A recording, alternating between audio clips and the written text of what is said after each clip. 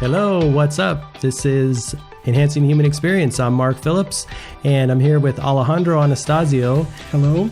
How's it going? Good. How are you, Mark? Awesome. Great. So today we have the good fortune of hearing about his recent trip to Asia, China, Tibet. China and Tibet, depending on who you ask. They could be both or same or different, but basically I like to say that I went to Tibet for a couple weeks and then I spent some time in China, a couple weeks in China. I think I was gone about 5.5 weeks total. So kind of half and half in a sense. In each. Pretty much, yes. Okay. Yes. Yeah, and that's I know that being there for 5 weeks is a lot to cover.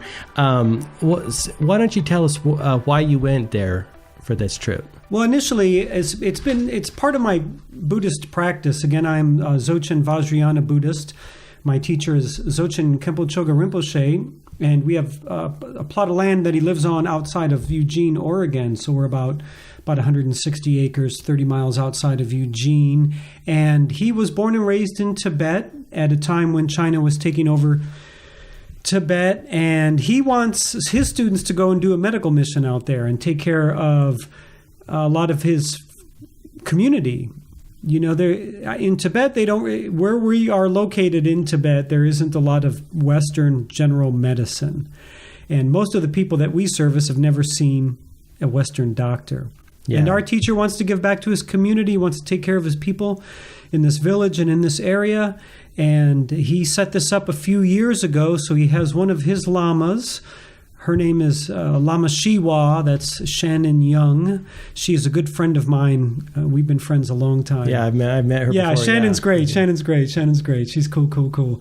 And so this is her third year going to Tibet on this medical mission. And this year, this is actually her fourth year. So we did 3 years, and I believe this is the fourth year. She asked me to attend. She asked me to go. Yeah, I was going to ask you if this is the first year, but they're established now. This is year 4. They got the community's expecting them. You're doing your thing there now, making some impact.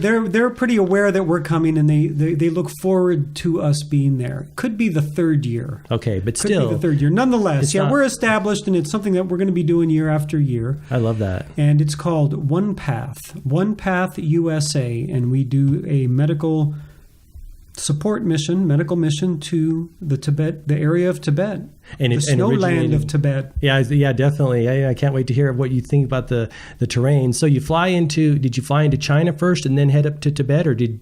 Yes, it's a long way to get there. How was that ride? Well, I flew from Boise to Portland, Oregon, and then Portland, Oregon to San Jose, California, and then from San Jose I flew to Beijing, and from Beijing to Chengdu. Okay. So generally, you might, some people got a flight straight from LA to Chengdu, and I'll probably work that next year. But in essence, I'm flying from the United States to China. Typically takes about 13 hours. Yeah. And then you land in China, and then you had a multiple day drive. 3-day drive. How was that? A little rough. Are you in like an SUV type vehicle? No, we're in smaller vehicles because, again, that area... The area that we're going to for most of China is considered Szechuan China. It actually borders it is right on the edge of what China considers China. And then when China considers China, it's some part of the political military faction. Most people in China probably don't know or don't contemplate it. But people in Tibet say that I'm in Tibet. Oh. But the autonomous region of Tibet borders this area of China. So you're kind of crossing over this delineation. A little bit. It's a gray area. It's really a gray area based on the political situation between China and Tibet. Sure. But I'm pretty much in Tibet. Yeah. And it took us 3 days to get there. And we drove in 4 small cars, just 4 average cars, 1 SUV, a couple SUVs, and a regular vehicle. What's that terrain like? What's the road like? The road is paved most of the way. But driving in China, in that area of China, is not like driving in America. I can imagine. It's a 2-lane highway. And it moves fairly slow, and there's huge trucks, and people are constantly driving on both sides of the road. So, the passing mentality and culture is so very different. And we did so many passes around blind turns, and then other cars are coming, and it's just, the car, if we try to pass and then we have to get into the lane, we just cut the person off that's to our right. And the person that we just cut off is used to being cut off because they're doing it to us. And it's just a very strange culture. People are trying to inch their way for hundreds of miles. I've heard that about other cultures, like, well, I shouldn't say cultures, places like Puerto Rico, the driving is like insane. So it's pretty exhilarating. Would you say that? Yeah, no, we almost died many times. Yeah, That's scary. Yeah, it's a little rough because we come around a blind curve and there's a car coming at a very high rate of speed. And honking is very common. And yeah, it's different. I mean, it was an experience to do that for pretty much 3 days. So it's not a pleasant, you're not there sightseeing. You're like holding on to your... Well, a little bit. I mean, there's a lot of sightseeing going on because it's all you can do. And it's very beautiful driving into the Himalayas. Is it? You're just up and up and up? Yeah, we climbed up to about 13,000 feet. And part of the reason why we do 3 days is so we can acclimate a little bit. Is that part? Yeah. Yeah, as opposed to driving, 2 12-hour days or an 18-hour day. We could probably get there a lot quicker, but... We're going pretty much from, I'm going from Portland, Oregon. I mean, Boise, Idaho's at 3,000 feet. And the next thing you know, I'm at 13,000, 14,000 feet. So yeah. So you're cruising. So you 3 days to get there. 3 days to get there. Is there one? Is there one major city in Tibet, or how does that? Are you in one like the major city? No. The major city in what we would say Tibet is Lhasa, and that's the center of the autonomous region of Tibet. That's what they call it because it's just in question. I mean, it's not in question for the people of Tibet, right? But I'm in actually a very small city. That's right, because it's it's my teacher's hometown. Okay. That is what's called the village. The Dzogchen village. So the Dzogchen monastery is up in the mountains. It's like a 15-minute walk from the village, and there's about 1,000 people that actually live in the village. There's more people that live in the monastery. There's more people training, but there's a village of people at the bottom of kind of the monastery. Yeah, so you're staying in that village and or the monastery? No, we're pretty much at the village. Okay. Yeah. Doing your medical mission. Doing our medical mission. How many people in this village approximately? About 1,000. Okay, so semi-tiny, semi-small, but... It's pretty small, and it's third world quality. Is it? There's not a lot of running water. Most people don't have toilets. Yeah, toilets are unheard of. I mean, we had an outhouse by the river. Dirt streets and all of primitive. that. Yeah, very third world. Yeah, a lot of electricity and a lot of people have cell phones. Is that so? I was going to ask you, how's the technology over that? Well, you know what? I mean, we are, their cell phone reception, because it's pretty much run by China, is much better than America. Is it? And we are in some highly secluded areas, and no one that is Chinese or Tibetan that has a cell phone ever lost reception. Really? Yeah, and we're in the middle of nowhere. We're driving up to, mountain peaks and driving through valleys, and we are completely isolated. And nobody lost cell phone reception. So could you call on your cell phone? No, I don't have international data. Oh, okay, but if you did, you'd be totally set. I'd be fine. Yeah, if I had a Chinese SIM card. Uh-huh. But it's not that easy to get internet as an American in China. Is it? They lock that down pretty tight. It's a little tight. Yeah, certainly not that much social media, Facebook and things of that nature. But I was going to say, if I had international data, I could get on the internet with the use of my data on my cell phone. Sure. But I don't have access to Google or anything like that. You got to get a VPN. You got to trick them. Yeah. A little bit. And I finally figured out how to do it, but it's just not that efficient. Yeah, I can imagine. Yeah, if you're a Chinese citizen, you have a Chinese telephone number and a Chinese SIM card. Yeah, it's no problem. Yeah. Never run out of cell phone reception. I've heard that about those foreign places that are China super tech. is no joke when it comes to that. Yeah, and there's power lines and cell phone stations all throughout the mountainscapes that we drove through. So it's just the running water and the indoor toilets. Yeah, it's an interesting dichotomy. I can imagine. I mean, the place is really, where we were at's very poor, but most people have cell phones and very good reception and TVs and some electricity. But at the same time, there's no plumbing. There's no running water like for a bathroom. And most people just used outside faucets and cooked on yak poop burning stoves. I've heard that. Where they go collect this yak poop and then feed it into the... Yeah, and then they feed it into the fire. How's that smell? No smell at all. Not that I could tell. My nose doesn't work that well. I had that's right. brain trauma when I was a kid. I had encephalitis. So one of the side effects is that you lose a little...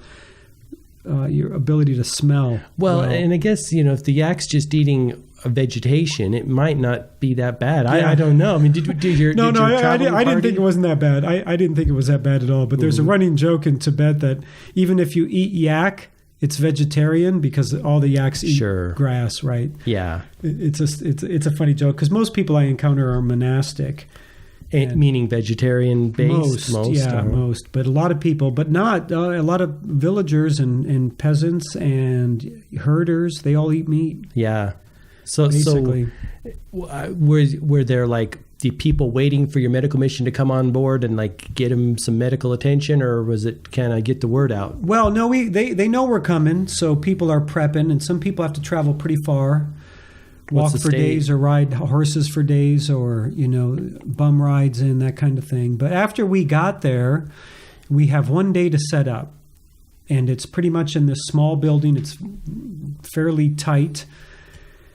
And we set up, where I'm with 9 doctors. I'm security. I am what's called Geku. So I'm there because I have a couple of black belts and I can help keep people in check. And I'm my teacher's student. So I'm in the lineage. I'm Buddhist. I'm a Tibetan Buddhist. Everybody there knows Dzogchen Khenpo Choga Rinpoche because he's very well known in the Tibetan Buddhist community, and he's also in America. So that name is well known. All we have to say is that we're his students, and people have a general idea of what's going on. But yeah, we have to set everything up, and it took us a day to set all the medicine up. I'm with 9 doctors. They're all female. It's basically a female-run program. Wow. I'm just security. Yeah. So I'm there to kind of protect them, so to speak, but also keep people in line and to keep some order, because I think it's important to understand that in this place, in this culture, most people don't stand in a queue or stand in line. And part of it is that this kind of resource or any resource is very limited. So it's more of a first come, first serve.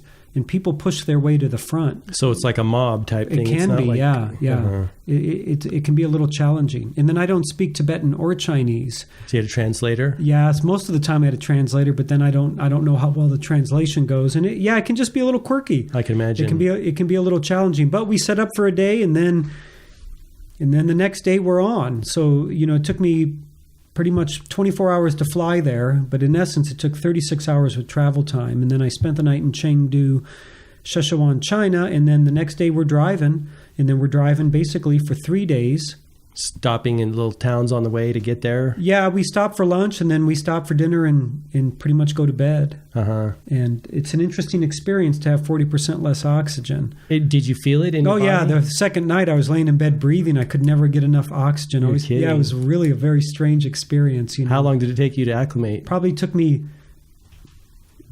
To acclimate well, it probably took me 6 days, almost our whole trip. Yeah. Did everyone have that same experience? Yeah, we have high altitude medicine and things like that, and things to take for headaches. And so you got a taste of what they do, what they feel going up, Himalayas and Everest. I guess so, but I mean that's 26,000 feet basically, so almost twice as high as we were, and I couldn't imagine. So what's the state of the health over there in these people? Are they doing okay, or? I generally believe that overall they're doing okay, but then you see some odd things. Infections get a little weird, and they have a hospital there, but not everybody has access to it. And I think generally the perception of health is a little lower because it's third world. Yeah.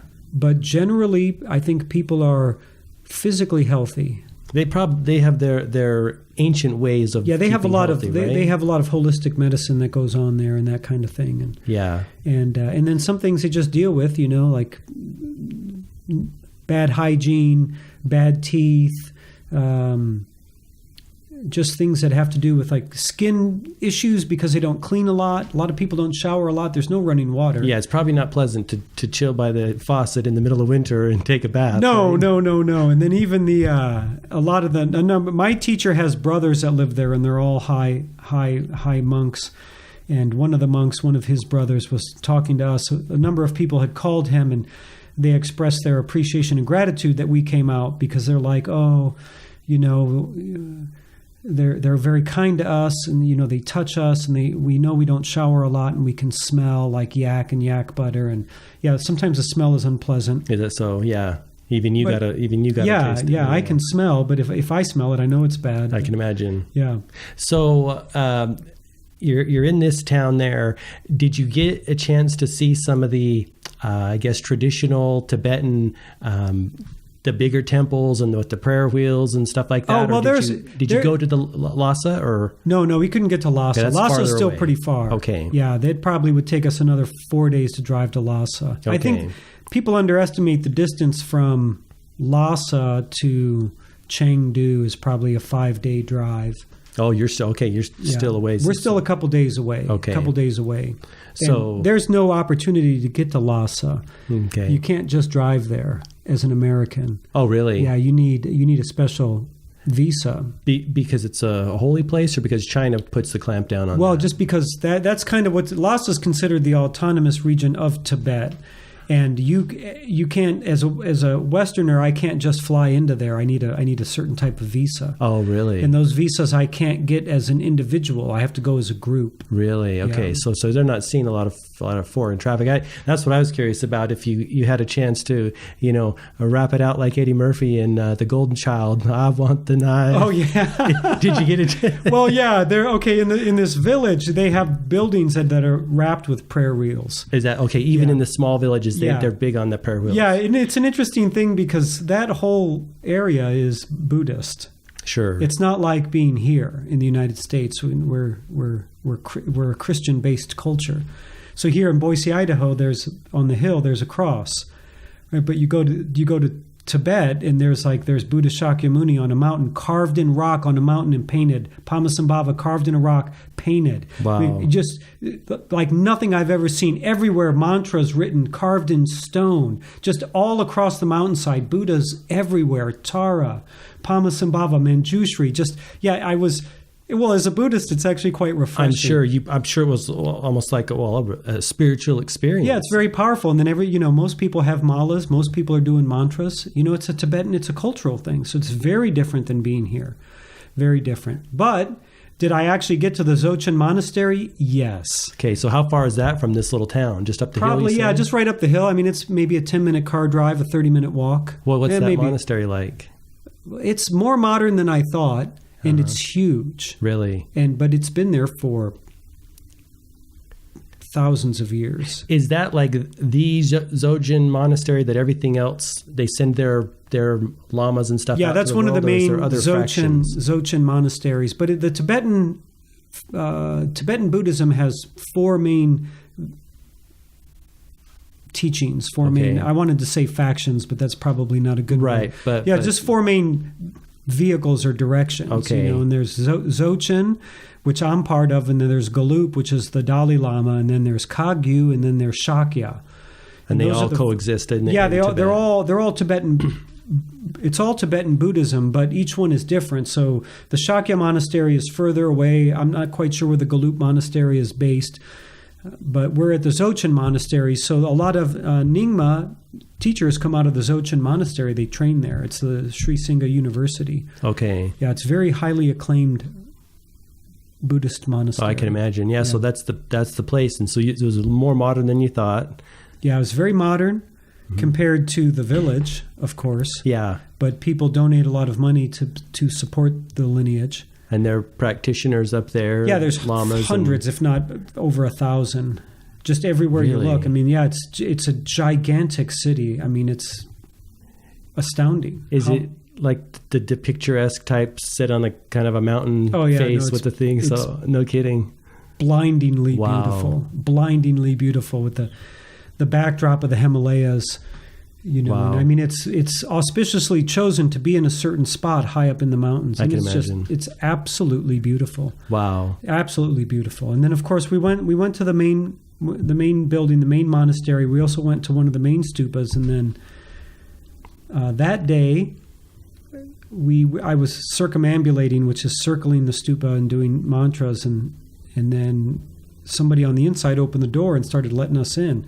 So we actually got to go inside the stupa, which was just Is that rare? Is that rare for people who aren't there? Fairly rare, I guess. I don't know. I don't spend a lot of time there. Yeah. And we're Westerners, so we stick out. I mean, I'm with a tall, blonde-haired, blue-eyed girl, and everybody wants to take pictures with her. She looks like an alien, comparatively. Yeah. It's just really a very, very unique experience, and then we went to a lot of holy places. I don't know how important that is to know. If you're not really Tibetan Buddhist, the names don't make a lot of sense. But right, but the general, like you said, that's a very spiritual, it's a very sacred area, a part of our world. Even yeah. Well, that area of the world is very holy. Can you feel it in the energy air there? I can. Do you think that's because you're in that you're the practitioner of that? Is it just a general sense you think of? Well, I think both. Yeah, there's a general sense of that because it's a monastery, and typically whenever you walk into a church, you lower your voice. You walk into a monastery, you lower your voice. You walk into a mosque, you lower your voice. Hindu temple, you lower your voice. This is kind of common scenarios, But yeah, this whole area is just very. Yeah, because that's like the epicenter of a lot of deep practice. Well, yeah. For the Dzogchen, that area, if you look on a map, but also that's still pretty far from Lhasa, and then there's just monasteries galore out there. All over. I mean, we're just driving, and there's huge monasteries everywhere, and villages. I'm astounded at how much Buddhism is going on out there. You hear about it, but until you actually see it. Yeah. Yeah, it's amazing. I can imagine. So yeah, we had 3 days of medical mission, 1 day off, and then 3 days of medical mission, and then we drove back for 2 days. Okay, so the 1 day off is when you're exploring and checking out the place. Yeah, and then we went to this lake. We went to this lake and we ran into this monk. He's actually a yogi, so he's a hermit, but he lives in these woods. And he's known as the barefoot yogi, and he's got dreadlocks, and he just looks like a yogi, wild yogi, lives out in the woods, But he's talking to us. People are gathering around him, and I'm trying to get a blessing and this kind of thing. And then he pulls out his cell phone, and of course, yeah. But there's even like the yak herders that we went to go see traditional yak herders that live in yak-made tents, and they live off yak, off the milk and the butter, and they sell it and all of this, and they have no electricity, but they all have cell phones. That is so bizarre. Yeah, they have solar power. Yeah. Oh, is that what they're doing? Yeah, so it's amazing. Yeah, they're like connected. Well, it's an interesting dichotomy that it would be. It's so interesting to see. Because it's not like they're going to order up a pizza or nothing like that. But they have other friends that are on WeChat, which is the kind of the Asian WhatsApp. Yeah, WhatsApp's more popular in Europe, but that's how people stay connected.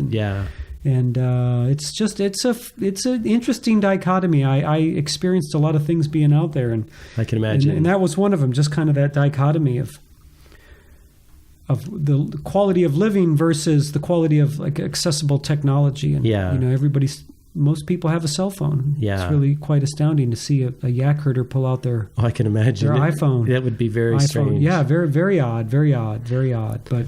The medical mission went really well. We serviced a lot of people. We did a lot of good things. People were very grateful.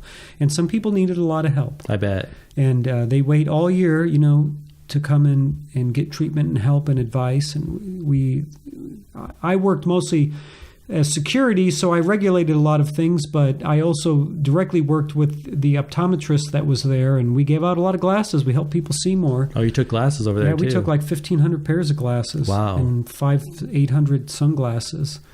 Because there's a lot of issues with being so high up in so much sunlight, people's eyes get burned out towards the end of their life. And, I can imagine. Yeah, so we give out a lot of sunglasses, and then we also give out a lot of reading glasses. Wow. And then, we do a lot of Buddhist practice, and it was really a very powerful experience. Oh, I can imagine. Yeah, like nothing I've ever experienced before, just to kind of see that and see how people live in the third world. But at the same time, they're very grateful, very happy people. And they're very happy that we were there and very kind in most cases. Sometimes the queues get weird. People don't want to wait in line, and it gets a little funky. It's a good thing I got a couple black belts. I was going to say, you have to keep them in line there. Well, right? yeah, and it's really funny because when I do my internships with my teacher, one of my jobs as head of security is Gekku. And that's a monastery role. That's a Tibetan Buddhist monastery role. So security is Gekku, chant master is ETHE, and then they have the ceremony master, which is Chopin. So people train all their lives in monasteries to have these roles.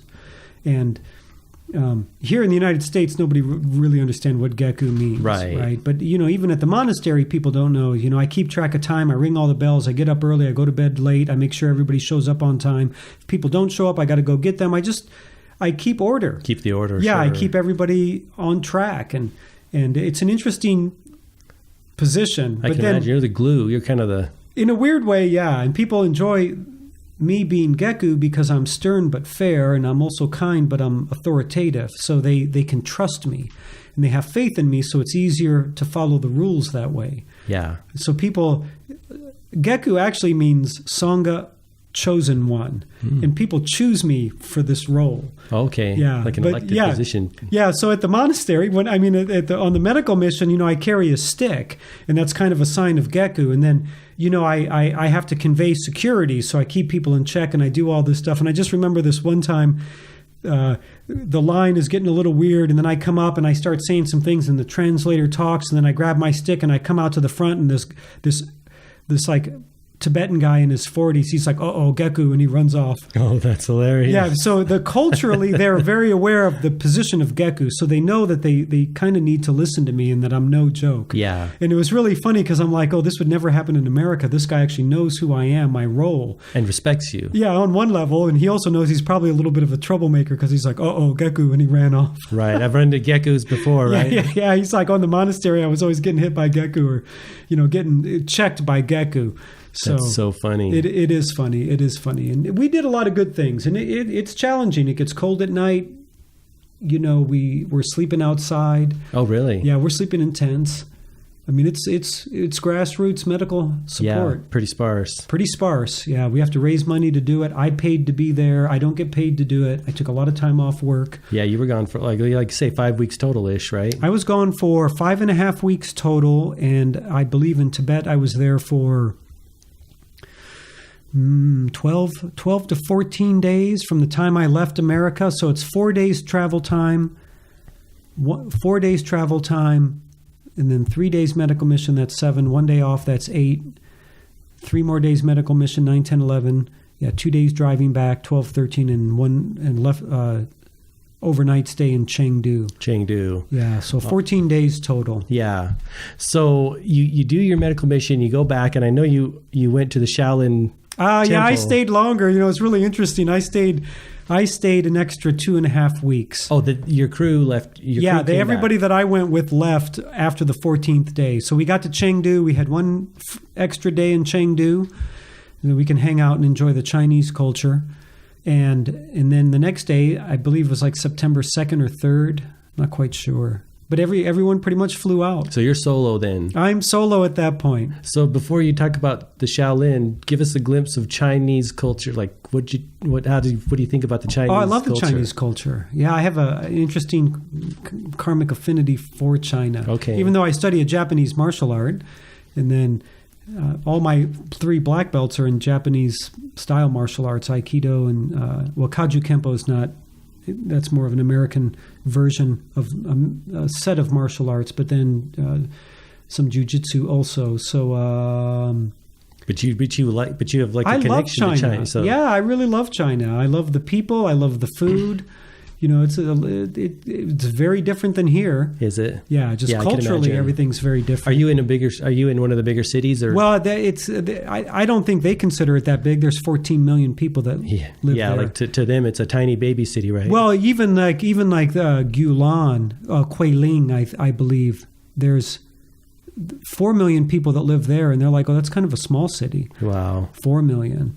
But Chengdu is getting pretty big at 14 million, but it's certainly not one of their biggest cities. Like Beijing or whatever. Yeah, Beijing and Shanghai and Hong Kong all probably have 20, 25 million people that live there. Yeah. But yeah, it's a thing. It's tight. It's a bustling. Yeah, they're going to the airport is just like insane.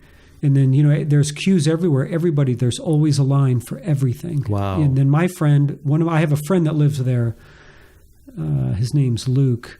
He lives in Yangshu. I'm probably saying that incorrect. But he's like, oh, it's very rare to actually be alone in China. So we were like cruising around on his scooter, and then we'd have like 15 seconds where there was nobody around us. He's like, see, we're alone. Very rare. So they cherish those moments? Is that it? I don't know. I was talking to this one girl. I met this Chinese girl there, and she said, culturally, if you spend time alone in China, they think you're a little weird. Is that so? Yeah.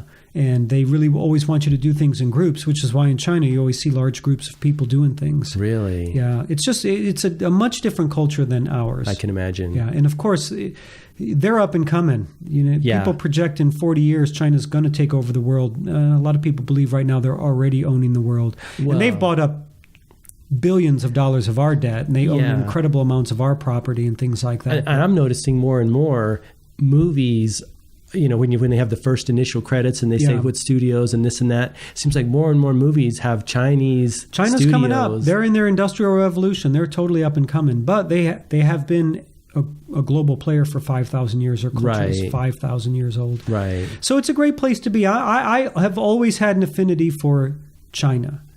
Why I didn't take up Chinese Kung Fu, I don't know. Maybe but I just down the road. Maybe, you never know. Yeah, I could always do a little more Kung Fu. I just went and saw Birth of the Dragon, the Bruce Lee story. Oh, I didn't know that. Yeah, they didn't do that well in the box office. I thought it was okay, but I just came back from So you were right from the Shaolin Temple. Yeah, there was a scene where they were at the Shaolin Temple. Is that so? I just tell my mom, I'm like, oh, I was just there. But yeah, so I did the medical mission, and then I chose to stay longer. I took time off work, and if I'm going to go that far, I have a rare opportunity. You got to make it count. And I got to make it count. So I don't want to just go to the medical mission. I also want to do other things. And, in essence, this whole thing is a giant pilgrimage. It's all about service. As a Buddhist, I'm going to support my teacher's activities. I'm going to help people, service people, practice bodhicitta, try to diminish people's suffering, be the condition of their happiness, help them in as many ways as that I can. So yeah, I take time off. I paid to go. And then also I want to do more pilgrimages. I'm a martial artist. Most people are like Kung Fu. Most people like martial arts. Most people like Jackie Chan, Jet Li, Michelle Yeoh, Chow Yun-Fat, Jackie Chan, all these things. If you're into martial arts, you have some affinity. Yeah. To Buddhism, because there's a big relationship there, and it really centers around the Shaolin Temple. Yeah, and I definitely want you to talk about, so the Bodhidharma, and give us your take on him. I know he was a pivotal character. He's a pivotal character in Chinese martial arts and Buddhism. And he's one of the reasons why I also went. I do want to say this. The main reason why that I went on this medical mission is because this Lama asked me to go. Lama Shiwa Shan and Young formally requested that I go and support her and the women and do security. So, of course, yes, I went. And also to support, the bigger picture is to support my Dharma teachers' activities, help my teachers' activities. But at the same time, I also realize I have an opportunity to go to the Shaolin Temple. Now, it's much further away than I thought. I had to get on a high-speed train for 8 hours. Really? Cruising along at 200, 300 miles an hour? 300 miles an hour. 8 hours. 190 kilometers. Well, we weren't at 190 kilometers an hour the whole time. Right. Yeah, we're cruising along at a high rate of speed. But I went, so I wanted to do a martial art Buddhist pilgrimage.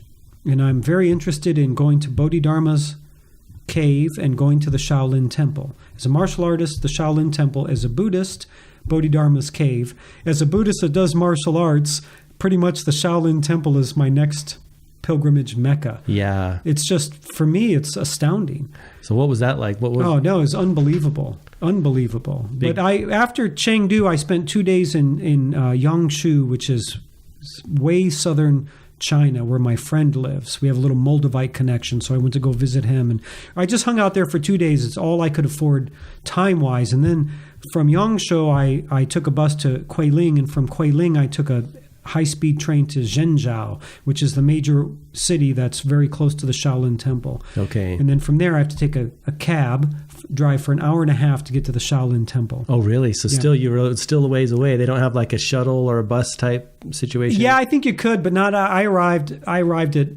I missed my train due to the line, so I had to wait an extra 5 hours. I didn't arrive to the Shaolin Temple till 1:30 in the morning. Oh, so really? Are you staying in a hotel near the temple, or? Yeah, well, the Shaolin Temple itself is bigger than people think, and it's a very large kind of tourist attraction. Yeah, really? Yeah, that's part of it.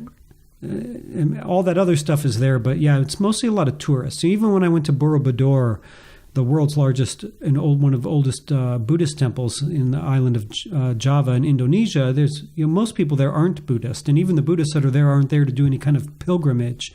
They're just there to see this ancient World Heritage site. Yeah, and I get it. The Shaolin Temple is very similar, but I was staying in the village. So the Shaolin Temple itself also has a village where most of the up-and-coming Shaolin monks train. Okay. So I was actually staying at a hostel called the Kung Fu Hostel. Oh, nice. And it's right in the village. Like, I had no idea, but I went to bed at like 2 a.m, and then at 5:30 in the morning, I just hear people kiaing, kids kiaing and marching. Ba, ja, hi, ba, ba, hi, ba, ba, hi, 1, 2, 3, hi, this kind of thing. And I can just hear kids running and stretching, and I am just tired. In the facility, in the place you're staying. Like right out my window. No kidding. Yeah, there's just hundreds. There had to be 1,200 kids that are in this village that are training in the Shaolin arts.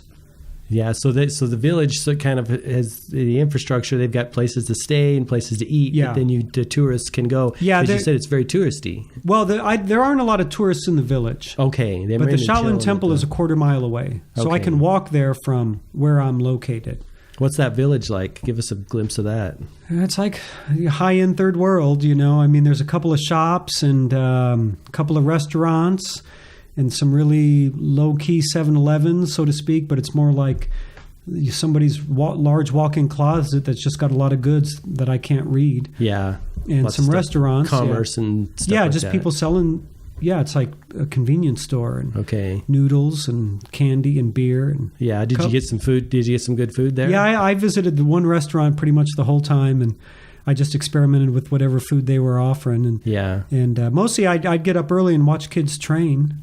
And I got to say, it was an absolute kung fu-arama, right? So this is kung fu in the air. Just kung fu everywhere, man. I mean kung fu everywhere. There's just like hundreds of kids running around stretching, doing kung fu. And then they have the logs that are standing straight up in the ground at different levels, and they're jumping from log to log doing kung fu on each other. Yeah, and there are kids running around with staffs and bows and swords and sais and katas and just everything, all kung fu weapons, kids training all day, all night from 5 a.m. to 10 o'clock at night. So at night I went walking around, and way down in the corner of the village, there's a giant parking lot, and it's got basketball nets everywhere, but nobody's playing basketball. They're all doing kung fu. Right. And all the teachers are lined up, and they all have rows and rows of students, and they're all like doing their stuff, and the teacher's giving them critiques, and they're all just taking their turns training. So that would be, it's like a kung fu training ground for these young kids. Yeah, these are kids that live in pretty much a Shaolin monastery setting. They're trying to come up to be the next Jet Li or Jackie Chan or Bruce Lee or something like that. Yeah. But it's interesting. I mean, I taught martial arts for 10 years. As you know, Mark. Absolutely. Mark Phillips was one of my students in my Aikido school. And I can look at these kids and I can see who's a little more serious, who's not, who's training hard, who's not, who's training hard late at night, who's screwing around late at night, who's eating chocolate, who's eating healthy. Yeah. And because there's only a small amount of these kids that actually come out and can travel around the world as Shaolin monks or get some kind of higher privilege, because I also I went to Erzu Temple, which is the temple of the second abbot, which is Hoi Ko's temple, which is one of the other main reasons why I went on this pilgrimage. And then the monks there asked me to spend the night, and there was a young Shaolin monk. Him and I had a very nice connection, and I could see that his Shaolin Kung Fu was very good. A lot of people wanted to see us do battle, or they wanted to see our martial arts. Yeah, but I was like, no. So we just hugged each other. Yeah, and they're like, oh. Yeah, because the martial arts, Aikido, Kung Fu, martial arts are really about self-discipline and self-discovery, right? And about training yourself, not about kicking ass and that kind of thing. And he didn't want to do it. I didn't want to do it. We both knew we didn't want to do it. We didn't really do that much of it, but we did play around a little bit with each other. But the thing is they speak Chinese, I speak English. I don't speak Chinese, they don't speak English. So we had to Google Translate stuff. And one of the questions I wanted to ask is, how did you get here? How are you at this temple when all the other monks, wannabe kids in training, aren't? Yeah. So obviously you made some cut, because the other two abbots were like, yeah, this kid's kung fu is very good. And then there's a number of Shaolin monk troops that travel around the world doing demonstrations. I've seen those on TV and and I've seen them twice live. They're fascinating. No, it's unbelievable. The training that they go through, but I can't really ask those questions because our language barrier is too far apart. Right. But it was unbelievable. So I got up and I just spent a day hanging out watching kids train. Just watching them do their thing and drinking coffee and watching them train, and then I was like, I should go check out. Let me get a layout of the Shaolin Temple. Yeah, let me go down there, and there's a main Shaolin. There's the actual Shaolin Temple. There's 2 Buddhist temples that are down there, and then there's like a more advanced academy about a quarter mile from the Shaolin Temple, and then there's an auditorium where for the tourists, they have the Shaolin presentations every hour and a half. They do a half-hour presentation. Then there's hundreds of kids training. They have an outside training hall. And then they have a couple of other buildings. The monastery grounds is actually pretty big. Is it? Yeah, bigger than you would think because it's at the base of a mountain range. And then to get up to Bodhidharma's cave, it's 1,000 steps upward. It took me like an hour to walk up there. Was it? Is there a steady line of people going up there, or is it less people? There's less people going up there because part of it is it's a lot of work. Yeah. What's that like up in that cave? You feel some energy up there? Yeah, I got a powerful vibe out of Bodhidharma's cave. It's what's the word I'm looking for? It is the caretaker there is a nun. Okay. Lives in that cave and pretty much lives in that area. I don't think she actually lives in the cave, but a little above the cave at the top of the mountain, there's a 12-meter, 36-foot statue of Bodhidharma. Okay. And then there's a couple more nun caretakers that are up there. And I think all of them sleep in this, I don't even know what to call it other than a shack. It's like a half brick shack. It's totally out. Pretty small. Well, it's small and it's open. Oh, it's not like walls. Okay, I've seen it. I've seen those types of things on tops of mountains. Yeah, it's just pictures. I kind of went there. I thought it was a bathroom, latrine, you know, and then this one of the cleaning guys, he said something in Chinese. He was waving like no, and I was like, oh, sorry. I was like sleeping quarters, and then he motioned. He did like charades, you know. The universal sign for sleeping. Yeah, put his hands together and rested his head on his side, and I kind of realized I'm like, oh, this is where they sleep. But so the cave is pretty small. The cave is like it's not very big. It's probably twice the size of an average bathroom. Okay, if that even. Now what did Bodhidharma do? I know he brought the kung fu to the Shaolin people, but what's he known for? What's his thing?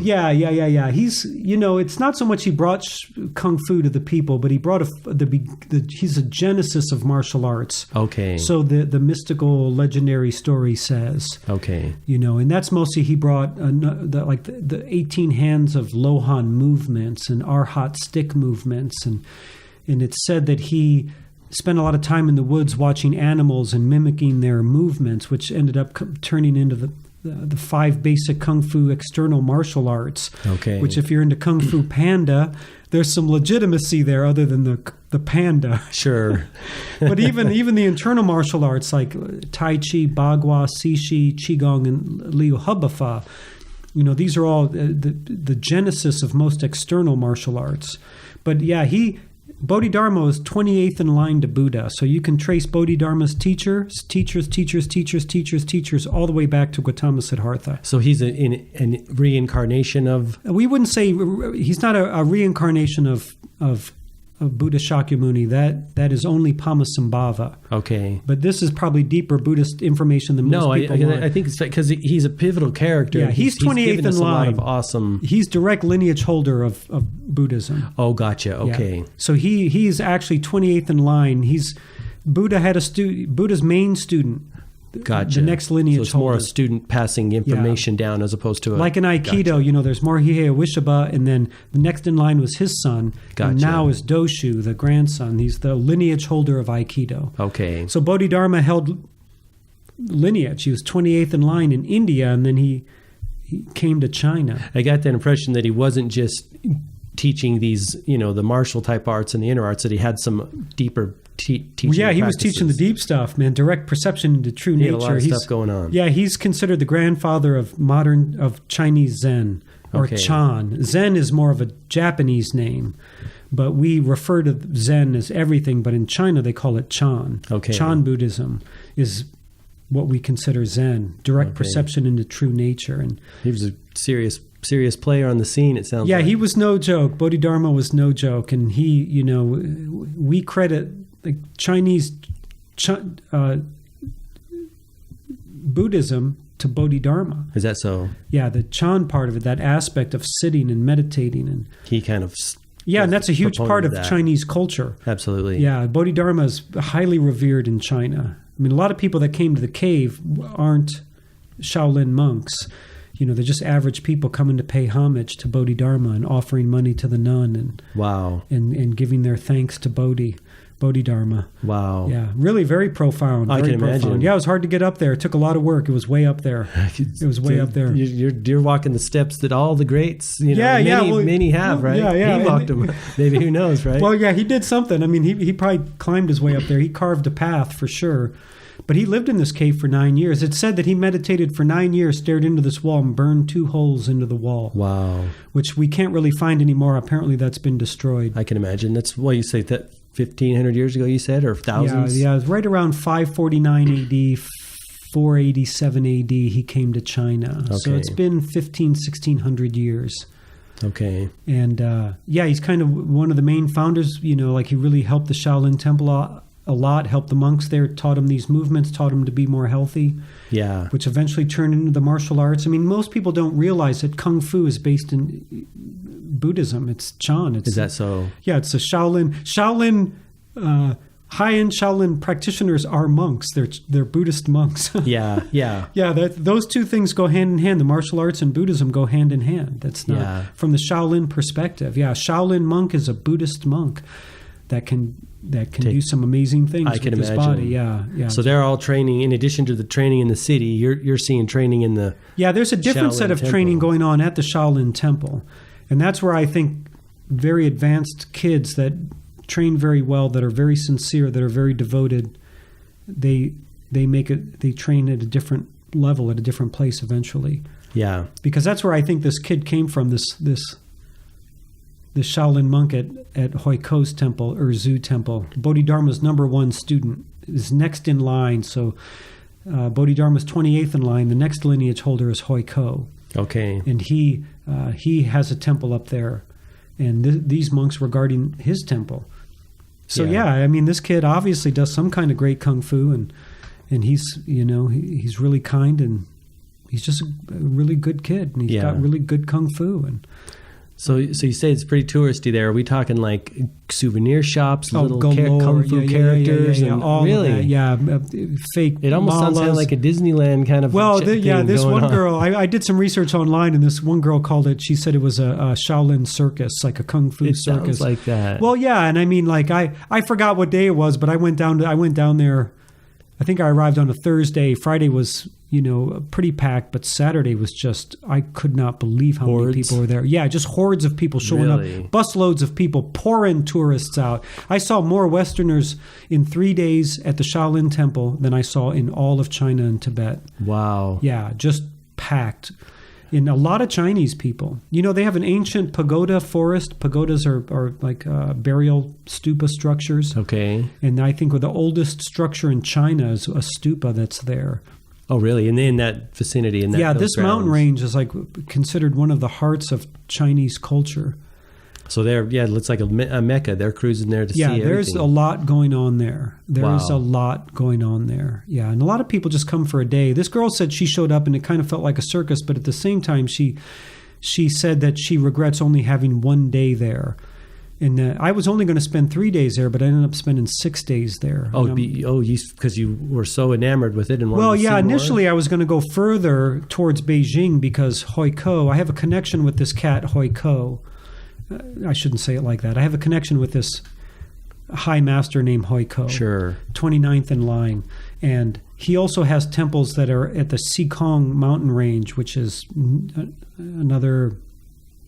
I don't even know how far, another 2.5 hour plane ride from. Oh, you were going to go Shenzhen. and go Yeah, there. because he also has a number of temples. He has a temple that he taught at that was built for him in that area. Okay. But one, it's hard to travel, and I wasn't ready to do that kind of traveling. But then I also wanted to spend more time at the Shaolin Temple because I was like, I don't want to just be here for a couple days. And I'm glad that I stayed. Yeah. Because I ended up finding his temple there. He's got a temple there. Okay. And then I just got to spend more time in the Shaolin. It sounds like you really had a great time. I had a great time. Yeah. It was for me, it's a true Mecca, not only from a martial art perspective, from a Buddhist perspective. And of course, I have a lot of veneration for Bodhidharma. Right. Because I've done a lot. I was part of very close to being part of a Zen order here in the United States.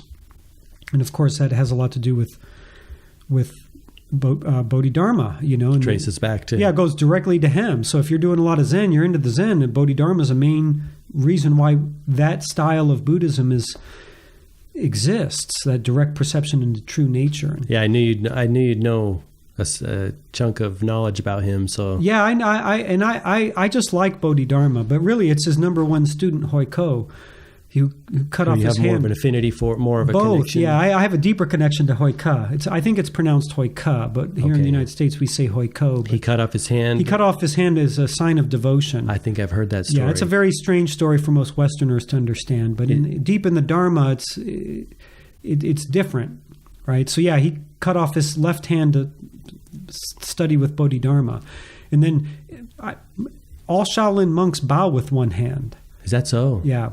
So pay attention to Shaolin monks, Chinese Shaolin monks, they all bow with one hand, their right hand.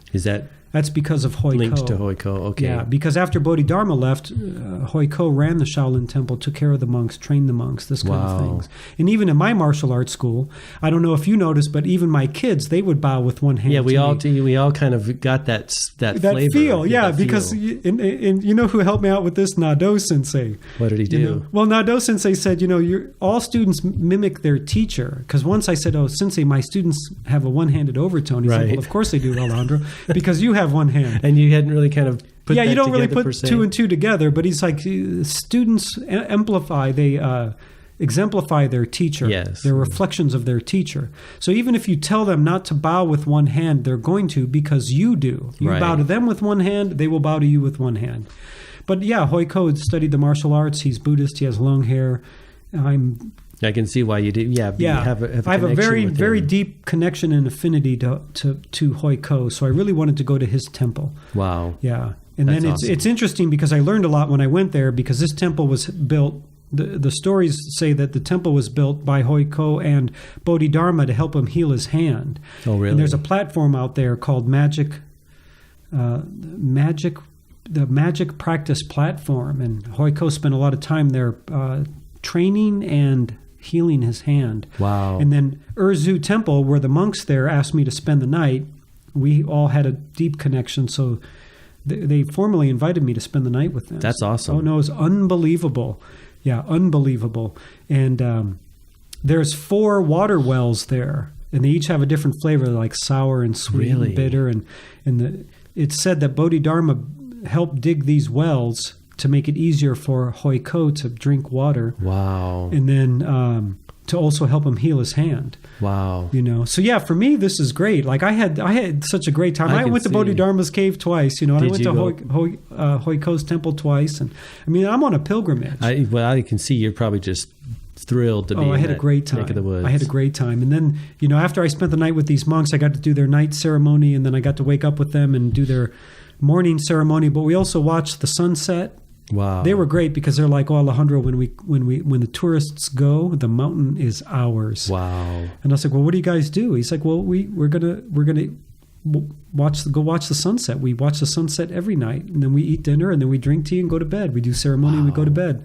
You got like the extra VIP. I got package. the VIP. Wow. Yeah, so VIP. Yeah, they totally put me up. And then in the morning we get up and we eat breakfast, and then we go watch the sunrise, and then we drink tea, and then they open up the temple.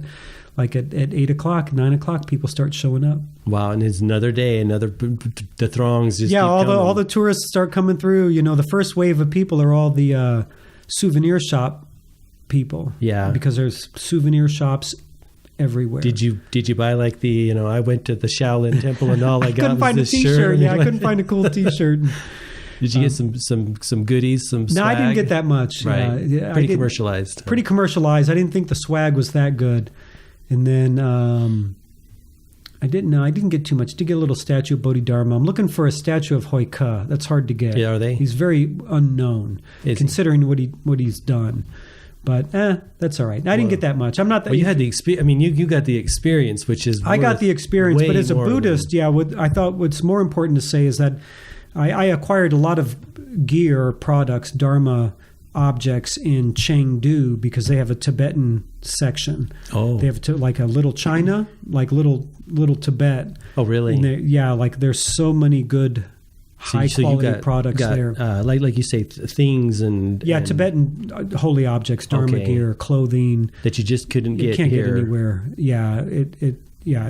Very reasonable. But I did get a little statue of Bodhidharma. Did you? At the Shaolin Temple and a couple of other small things, but not that much. And actually, when I was leaving at 10 o'clock, like at night, in the morning when we were eating breakfast and we went to watch the sunrise, which was just unbelievable. I can imagine. No, just unbelievable. I had such a great connection with these three abbots, and one of them's a Shaolin monk, and this kid, he's... The same kid that was cruising with you in the town, that was kind of hanging out with you in the town, like that was your guide, the one that you thought knew some stuff. Yeah. Okay, this he's kid, chilling with you the whole time. He was up at Urzu Temple. Okay, he was up at the Hoi Ko's temple. Okay, and we pretty much stayed at the temple. But when we were, before I left, they're like, "Well, what time do you want to go back down?" And I'm like, "I don't know. I'd like to be down by 10 or 11, because it's my last day at the Shaolin Temple, and I want to go to the Shaolin Temple." And then the little kid grabbed his phone and translated some stuff, because he can speak Chinese into his phone, and then it translates in English. And then he just holds it up for you? Yeah, then I can hear it. And he's like, "Well, how about I take you and give you a private tour of the Shaolin Temple?" And you're like, "No, I don't really have time for that, right? I've got to be back to the souvenir shop, right?" Oh my gosh, that's awesome. Yeah, so we, because there's a gondola that takes us up, like a ski lift that takes us up to Urzu Temple. There's some infrastructure there. Yeah, there's some strong infrastructure there. So we had to take the ski lift down. And then, then we're just going to the Shaolin Temple, and he knows all the monks there. Wow. So he's getting me in. He actually got me into there's a training hall inside the Shaolin Temple where the concrete floor, which are all brick. Is that so? There's divots in there from hundreds of years of Shaolin monks, like hitting the ground and pounding and stepping and kicking. And wow. And it's funny, too, because everyone is on the outside of the gate looking in. And he's like, "Well, he's like, come. And he started talking to this monk, and the monk started saying, yeah.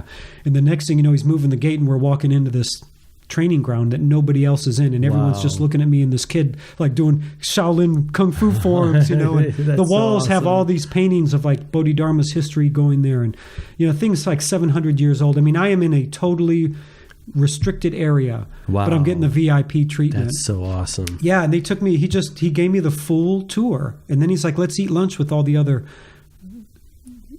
Chan monks." And how was that? It's very.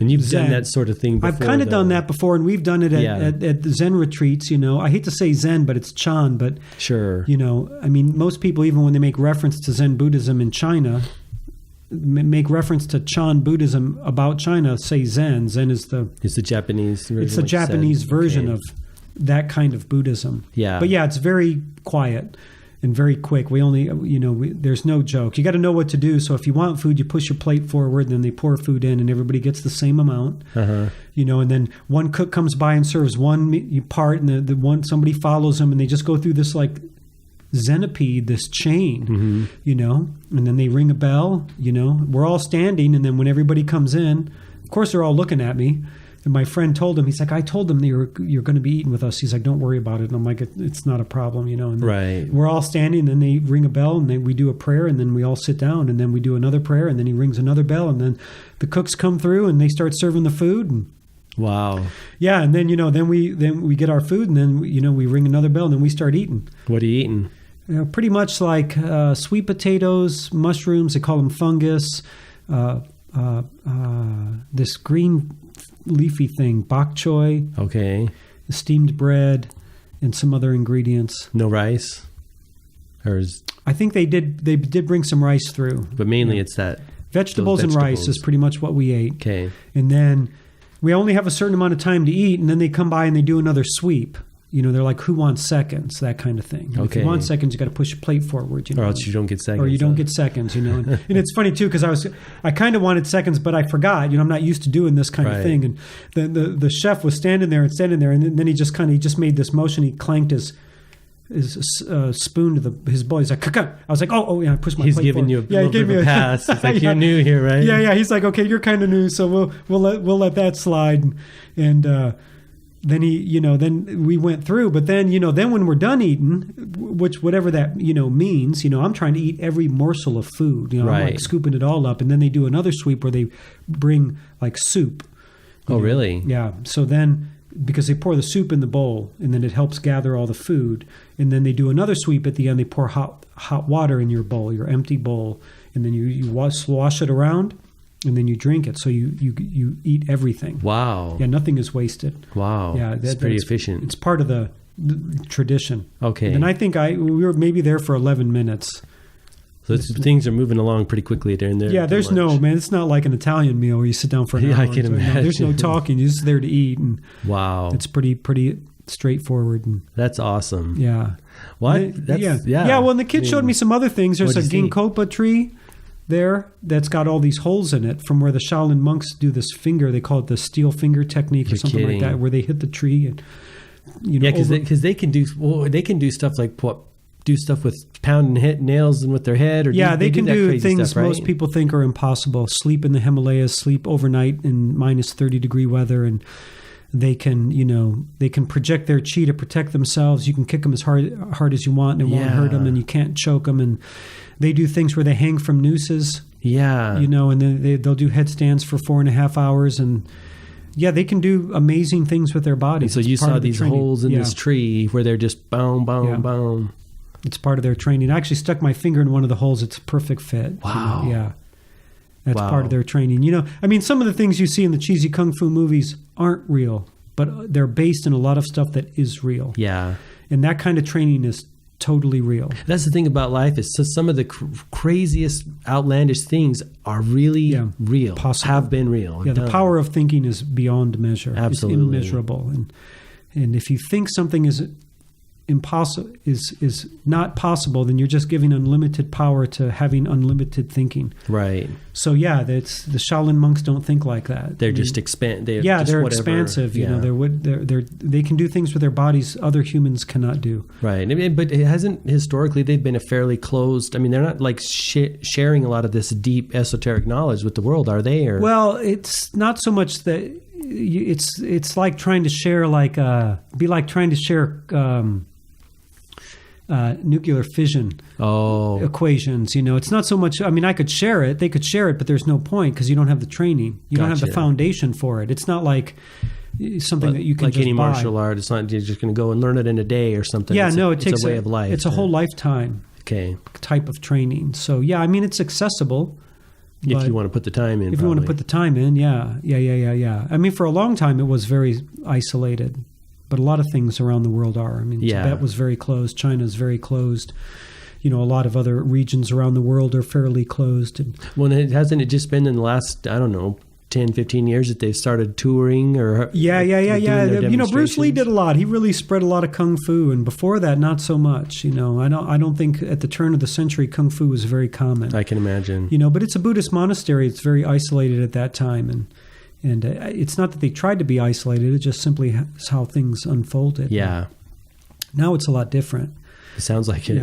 Yeah. It's really touristy. I remember we were up at the magic practicing platform, and I'm hanging out with the monks of Huiko's temple, and this Chinese guy actually spoke English. He lives in Britain, so his English has a British overtone, but he translated some stuff for us, and I actually started to record it, and he's like, extra pressure, But the monk started talking, and then he was translating this story of Huiko after he cut off his hand, and he was talking to Bodhidharma, and he translated this thing, and And the guy was funny, and he's like, all I can do is translate that. He's like, but you want the deeper meaning? I'm not the one to talk to. I could probably tell you he probably enjoyed worldly life a lot, partied pretty. Yeah, because he didn't really have that. Well, he's like, I can't do anything for you here other than do straight translation. Right. I can't talk about the meaning, and then I was like, well, no, I'm not.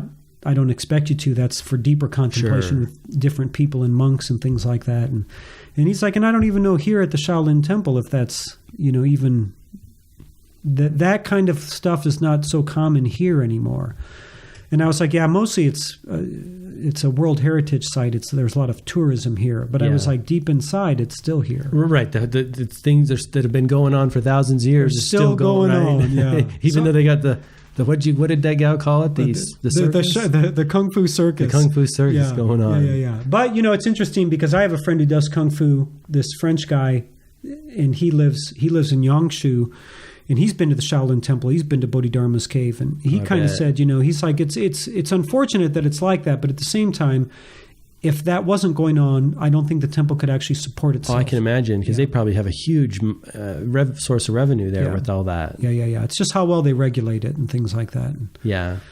So it was good. It was, for me, it was just a phenomenal experience all around. I mean, the medical mission, the whole Tibetan overtone, being a Tibetan Buddhist, and then as a martial artist and as an old school Zen practitioner and a Buddhist practitioner, to go to the Shaolin Temple, to go to Hoiko's temple, Erzu temple, and to be asked to spend the night in a private tour of the Shaolin Temple. And dude, I mean, that's it was once in a lifetime thing. A pinnacle. It was just phenomenal. I made some great friends, and that's so awesome. And it just really, for me, very profound. Very profound. Yeah, it was really a very, very special experience. Wow. Well, I appreciate you sharing it with us. Oh, you're welcome, Mark. Trip. Yeah, whatever I can do to help enhance the human experience. Oh, it does. I mean, this is the deep knowledge that we need, to inspire people and it really enhanced my life. And I think in any capacity, whatever it is that you're into, there's places you can go to deepen that. Yeah. Martial arts or business or marketing or, musicians, dancers have places of Mecca and places they want to go and places to get higher training and things like that. Yeah, and there is an energy when you go to those places. If you're doing that thing, whether it's business or marketing, and you go there and you feel the presence of the masters, right? Exactly.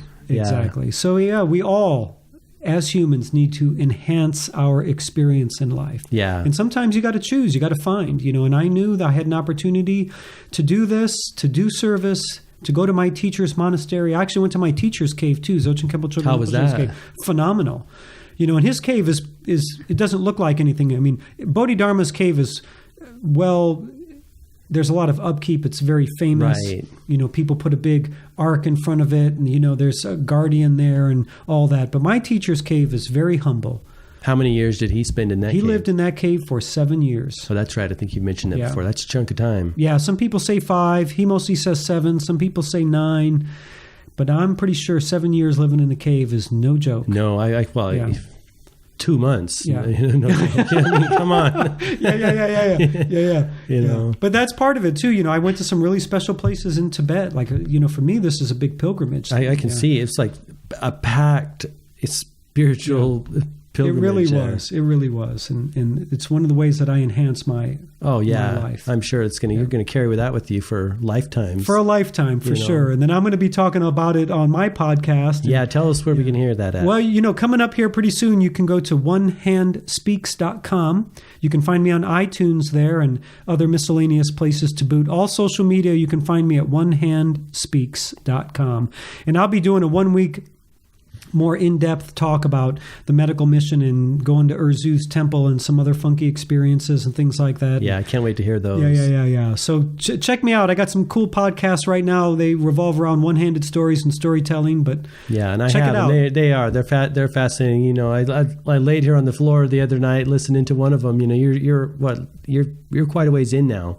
I'm maybe 20, 25 podcasts in. There's some stuff. I got some cool content in there. Yeah. A lot of it's humorous, a lot of it's deep. It covers some ground. Yeah, I love them. So check me out, and then do what you can. Support Mark here, support enhancing your Hey, life thank you. experience, help people along, and share Mark's podcast. He's got a great thing going here. He's really trying to help people out. Thank you. Yeah, I know. Very I welcome. appreciate you coming by and sharing your goods. Hey, anytime, my friend. All right. Well, we'll wrap it up. Until next time, all the best. Health, wealth, and success. All right.